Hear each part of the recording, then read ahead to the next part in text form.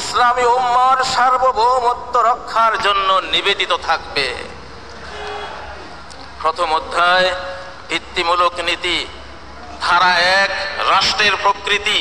এটি একটি ইসলামী প্রজাতন্ত্রী বাংলাদেশ, একটি শাসন ব্যবস্থা যা আল্লাহর নীতির উপর প্রতিষ্ঠিত, যেখানে সমস্ত আইন ও নীতিমালা শরিয়া থেকে উদ্ভূত এবং ন্যায় বিচার ও সমতার জন্য নিবেদিত থাকবে।